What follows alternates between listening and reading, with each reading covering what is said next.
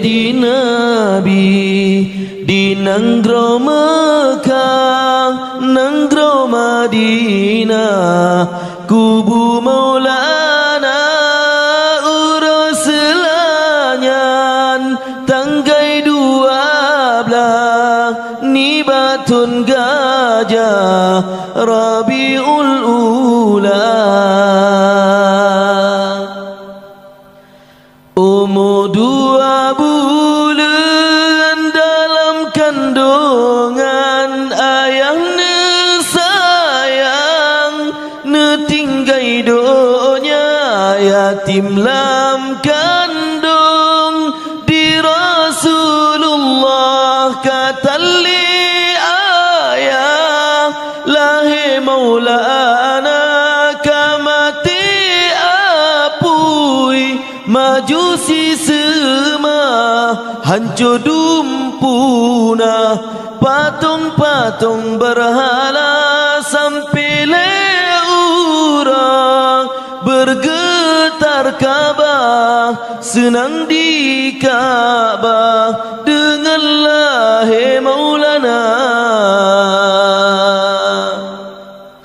na putra bidan lahir Rasulullah Maryam Asia sarangan Hawa maridah Nabi nan Suwaibah Halimatus Sa'diyah maridah kedua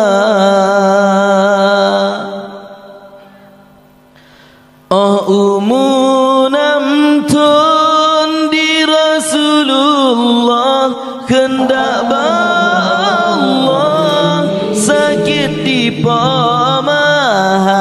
trip sakit wafud Aminah lihatali ayah kata lompama yatim piatu masa Nabi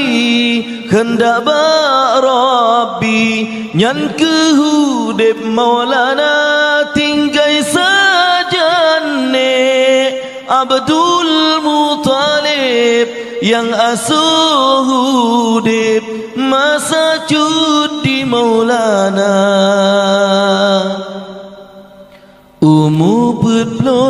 peloton Nabi Muhammad hendak hadarat wahyu pertama ke Rasul Allah Nabi ne angkat di sidih tempat di Gua Hira leblatun Nabi dakwah di Mekah nanggro Madinah 10 ton masa 60 ton umur lebih pedurah Nabi getanya netinggai dunia